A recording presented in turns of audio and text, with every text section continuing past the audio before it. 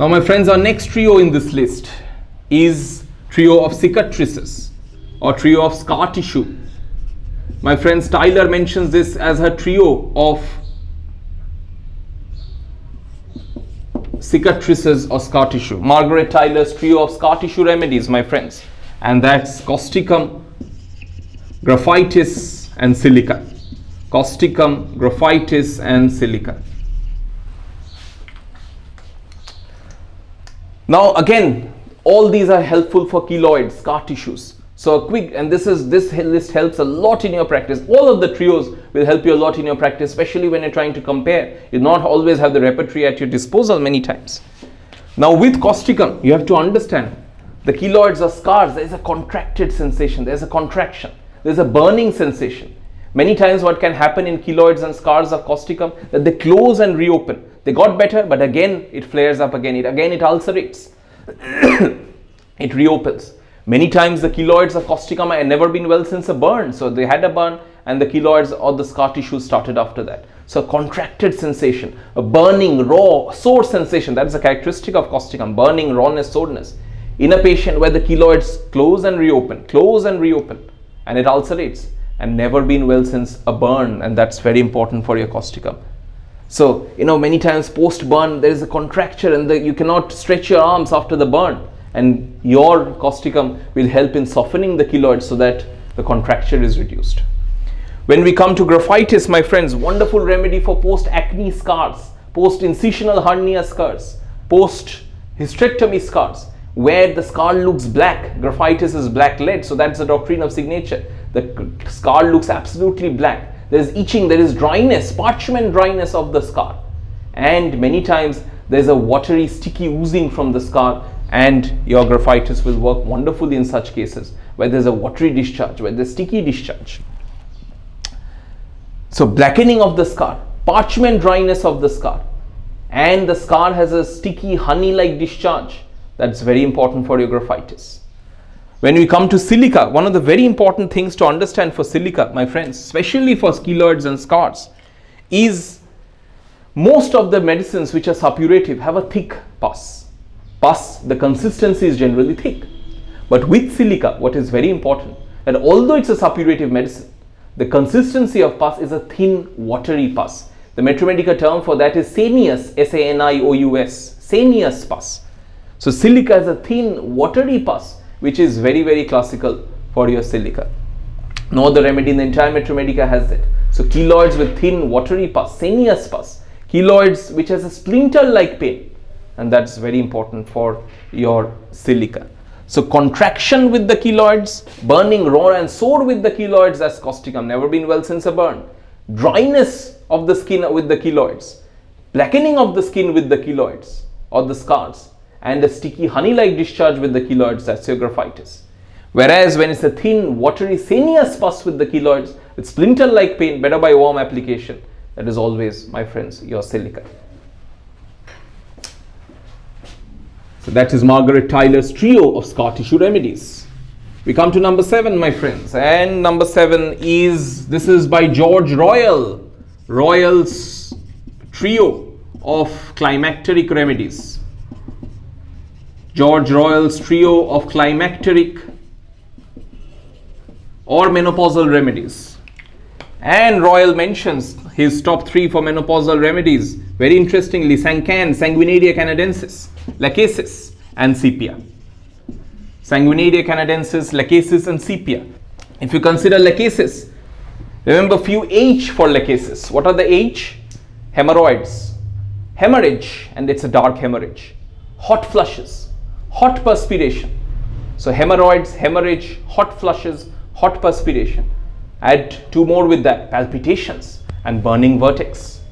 Palpitation, burning vertex, and many times a left-sided headache.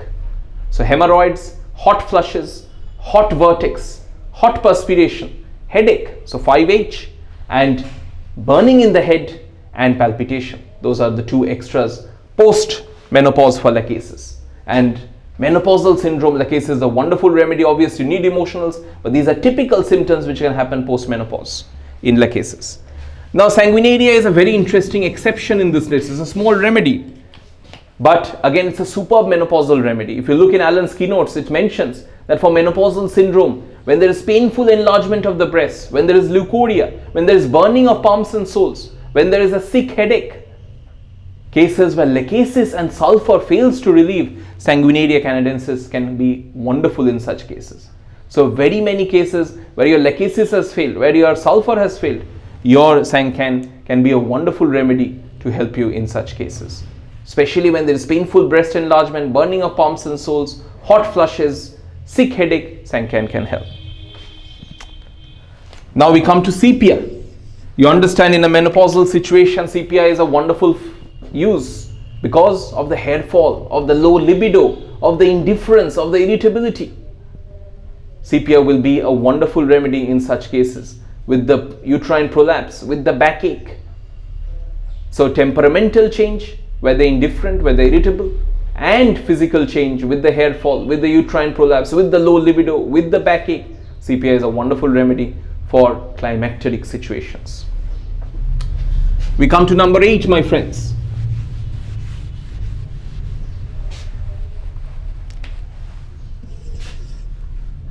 Number 8 is cold aggravates. Again, we come back to Nash.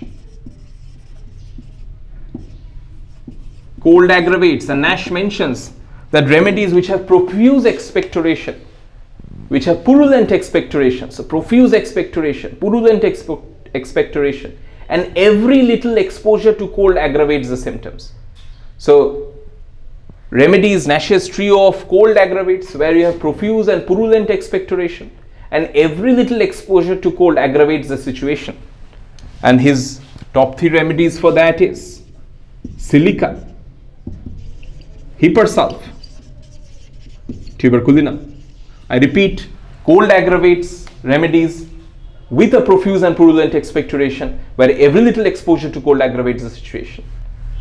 Our first remedy in this list is hipersulf. Remember Hiper for a barking cough. Remember Hiper for better by bending the head back.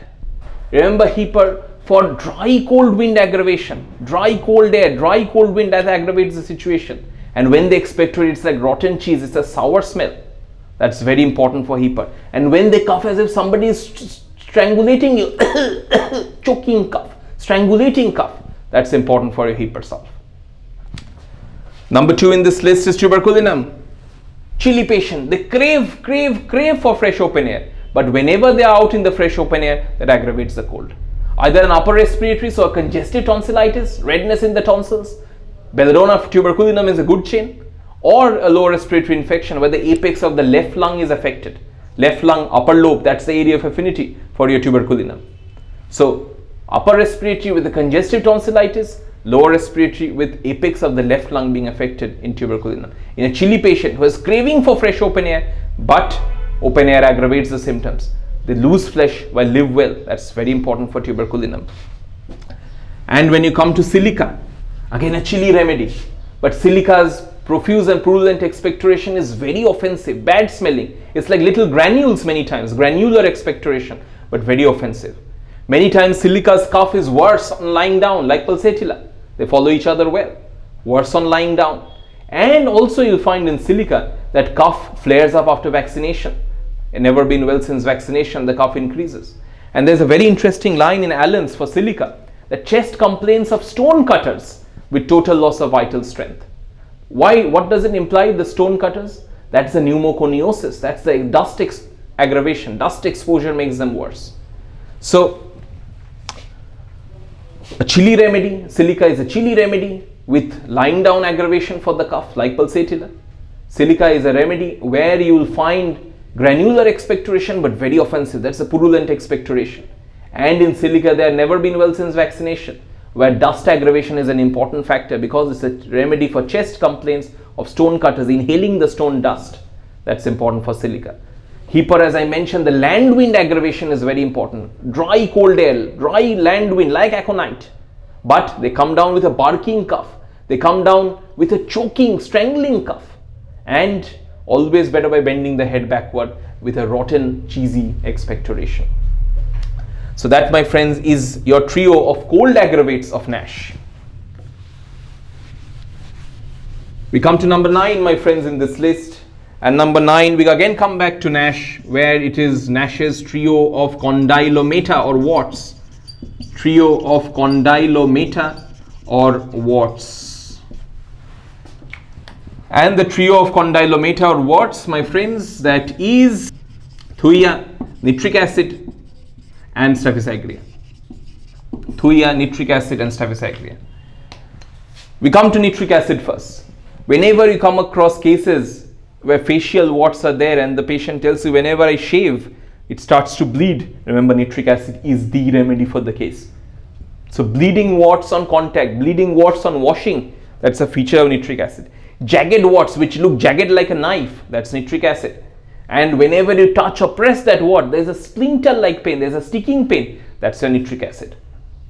So just on the warts you can differentiate where you have a jagged like wart, bleeding warts on shaving, and also splinter or sticking pains, that's a feature of nitric acid. When we come to thuya, remember, many times the warts, the eruptions of thuya all on the covered parts, always trying to hide, always trying to conceal, always trying to duck so that it doesn't get exposed. So warts in the covered parts, genital warts are important for thuya. Warts can be large, pedunculated warts, cauliflower-like growths, that's important for thuya as well. So the location of the warts corroborates with their temperament, where they're exploitative, manipulative, trying to duck and hide, trying to be secretive. Even the warts are in the covered parts, in the genitals, so that it doesn't expose itself, it's secret. When you come to staphysagria, again the character of the warts is similar to thuya. You can have cauliflower-like warts, you can have pedunculated warts in staphysagria as well. But remember one of the very important things, you touch the wart, it's sensitive. It's sensitive to touch. That's important for your staphysagria warts. So sensitive warts which are pedunculated, which are cauliflower-like. But obviously the emotionals differ from the other remedies where there's a lot of bottling up of emotions in staphysagria. Too dignified to fight, subdues his anger, subdues his emotions in staphysagria. So bleeding warts with splinter-like pains, this is nitric acid. You have pedunculated warts in case of thuya, which are secretive, which are always in the covered places. Large warts. Staphysagria also can have pedunculated and cauliflower-like warts with the bottling up of emotions, with a history of multiple griefs in staphysagria. And my last one in this list of the top 10 or the alphabetical 10 is number 10, trio of fluent coryza. Trio of fluent coryza. Again, this is a trio by Nash. Trio of fluent coryza.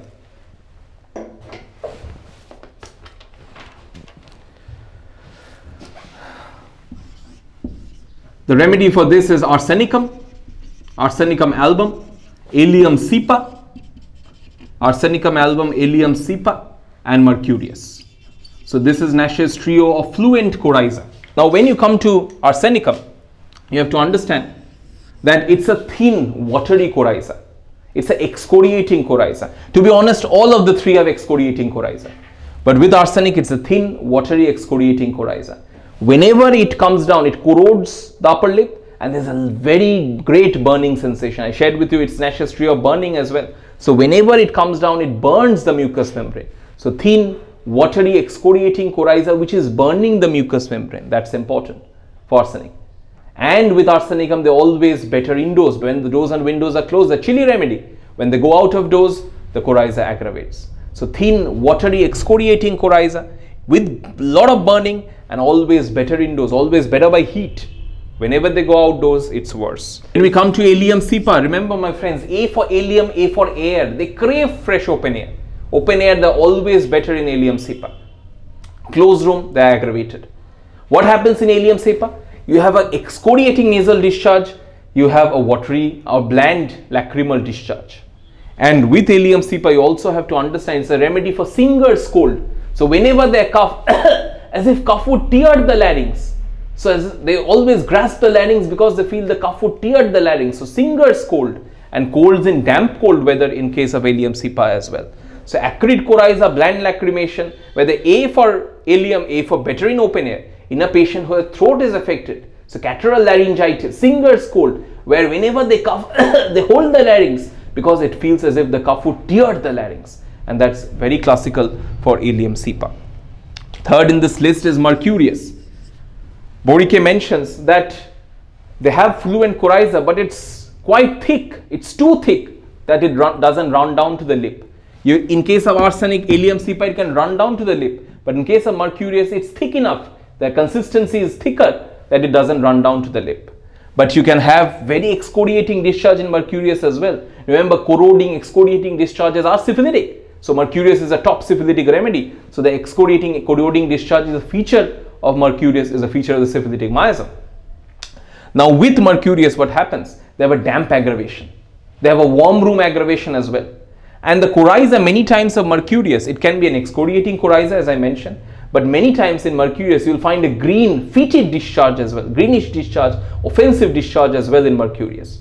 And very many times in mercurius, whenever they go in the sunshine, they start to sneeze. Sneezing in the sunshine. You have that in mercurius, you have in merc sulf as well. Merc sulf and mercurius are two remedies where there is sneezing in the sunshine, which is quite important. So damp aggravation both for allium cepa and mercurius. Warm room aggravation both for allium cepa and mercurius, but allium cepa is more watery, mercurius is more thick, it doesn't run down to the lip, and you can have a greenish fetid discharge in mercurius as well. So those are your 10 trios. We started from A, we have gone up to C. We'll move on with more trios in my next session as well. Thank you very much for your attention. Long live Hahnemann, long live homeopathy.